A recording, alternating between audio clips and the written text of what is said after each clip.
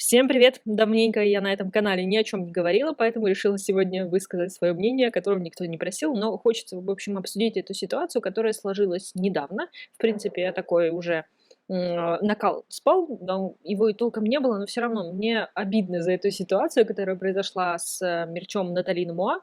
Это блогер-визажист, и она делает хорошую работу. В общем, мне нравится, как она все оформляет, она хорошо ведет свой канал. В общем, у нее есть мерч, как он правильно называется. И у другого блогера, тоже художника, артиста, я даже бы сказала, потому что он делает и макияж, и делает какие-то рисунки, и он так все это креативненько делает. Я забыла его имя, по-моему, Максим Дао. Ну, в общем, не буду ошибаться. Она заказала у него, эскизы для нового мерча, и в итоге оказалось, что, в общем, он не очень авторски сделал, эти эскизы, а они уже пошли в работу.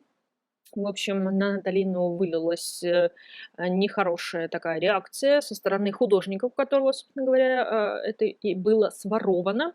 И этот замечательный художник, в своем видео, в котором он пытался себя оправдать, сказал, что это все Pinterest виноват.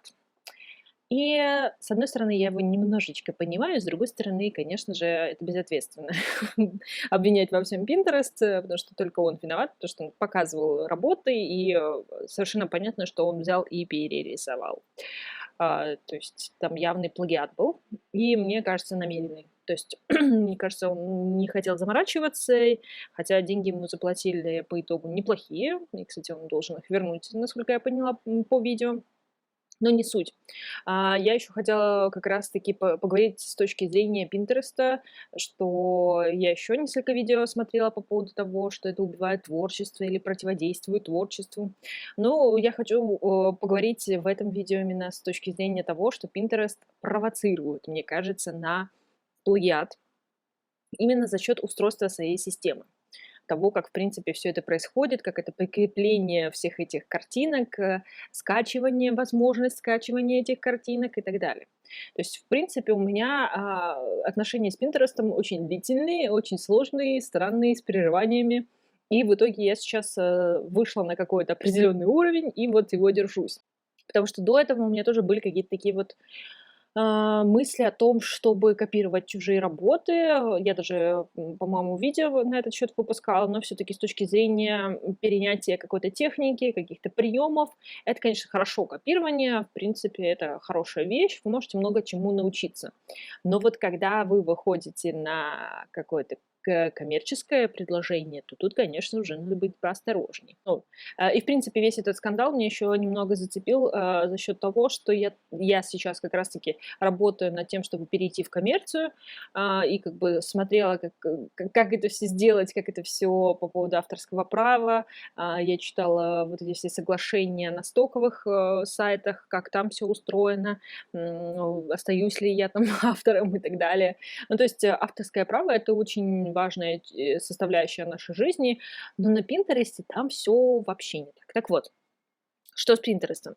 Моя история началась лет 5-6 назад. Мне кажется, когда Пинтерест еще не был, так известен, популярен, хотя на Западе он уже был очень популярен. До нас, конечно же, дошло не так быстро, но сейчас многие им пользуются, потому что это хороший визуал, там много картинок, там много всего.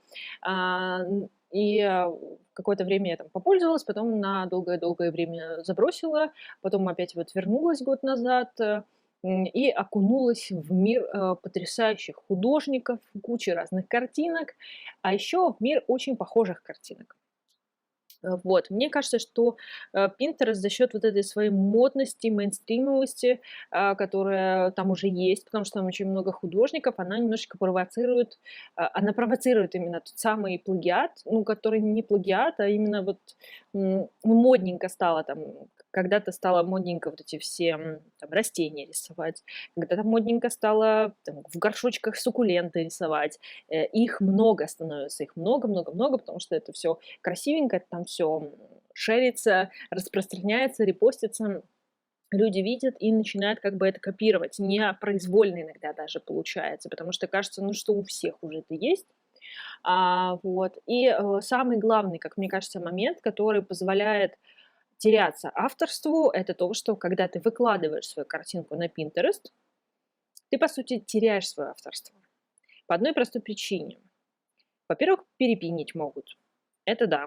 И не всегда, человек вообще смотрит, кто был первым, кто является автором. Не всегда это, ну, как бы хочется человеку, смотреть, досматриваться, выяснять. Скорее он перейдет на доску, на которой это прикреплено. Эта картинка для того, чтобы увидеть еще похожие. И самый важный момент, что можно картинку взять и скачать. Вот взять, просто кликнуть мышкой, если вы там с компьютера, правой мышкой, и скачать. Я тоже этим пользуюсь, да, но я качаю в основном референсы, фотографии, и сами по себе никогда не использую, потому что я прекрасно понимаю, что и мои работы могут просто вот так вот взять, сохранить, и все, и твое авторство потеряно. Ну, ты как бы остаешься по факту автором этой работы, но она уже у какого-то другого человека, она уже все, ну, как бы тебя могут и не вспоминать.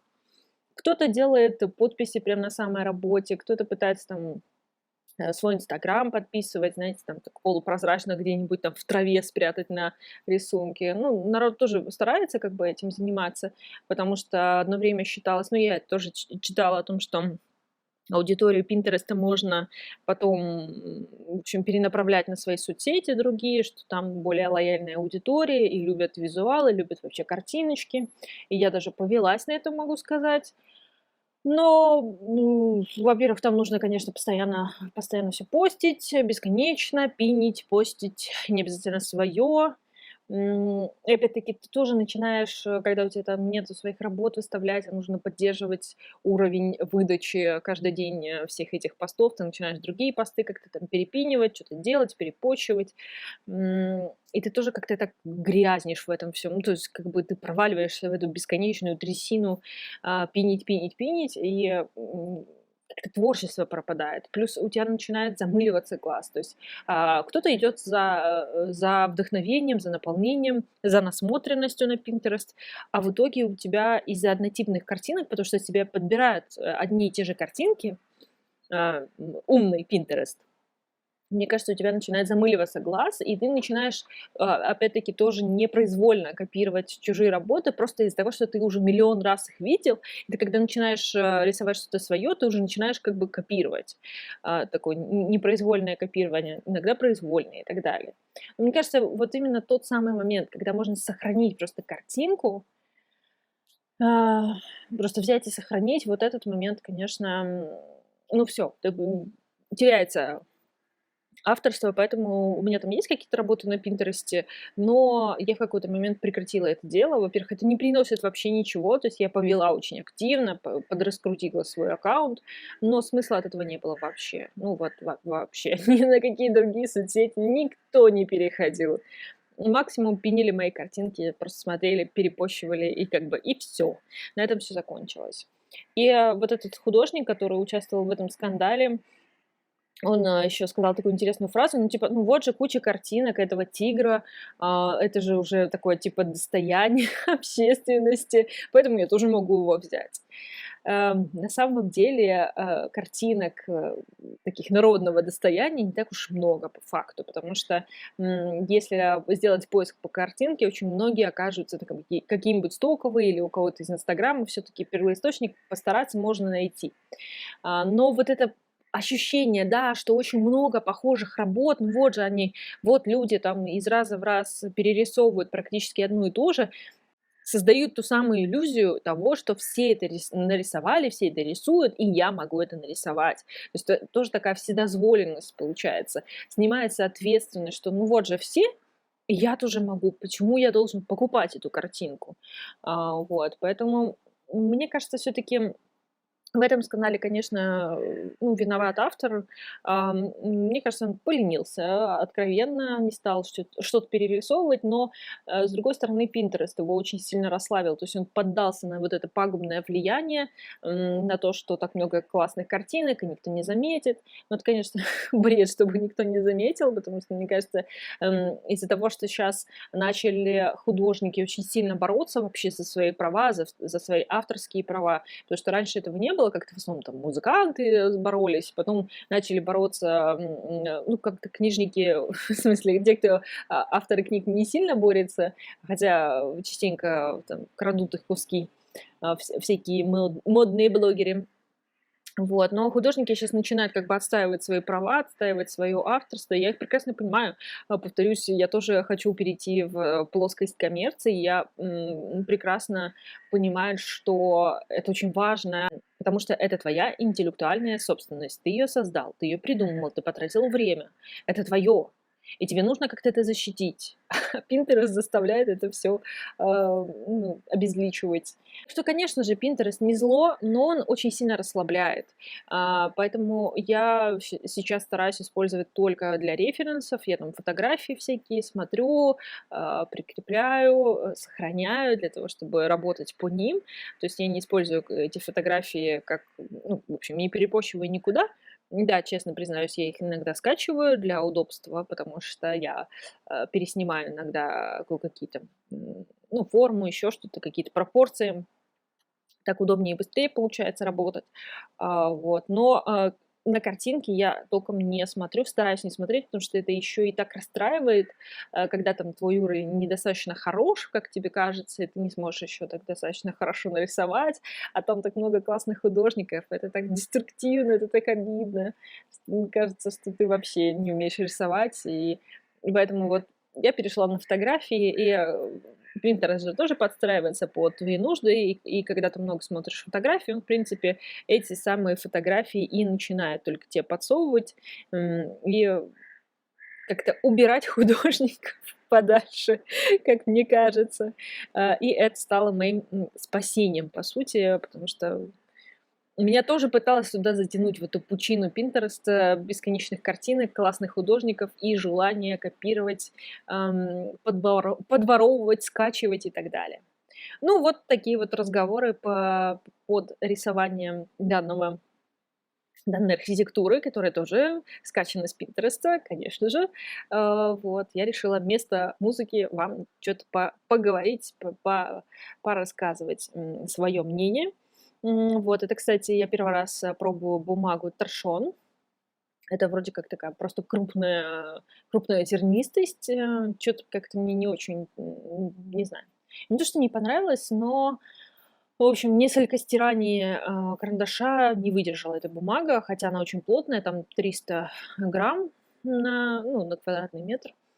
Вот, это крупная зернистость. Ну, не знаю, ну, совсем мелкую я не очень люблю. И, знаете, такой лен тоже, там, где геометричная такая вот квадратики получается, я тоже не очень люблю. Я поняла, что мне нужно среднюю какую-то зернистость брать.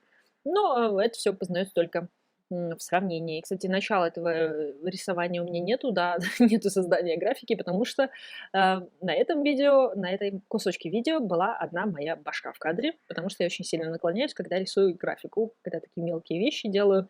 В итоге пришлось отрезать это все. Так что наблюдайте только цветную часть, и потом я еще немножечко добавляю белого. Ну, там прилично, но добавляю. Все, мои хорошие, надеюсь, вам понравилось и мой разговор, и мой рисунок. Подписывайтесь, ставьте лайк. До следующих видео. Пока-пока.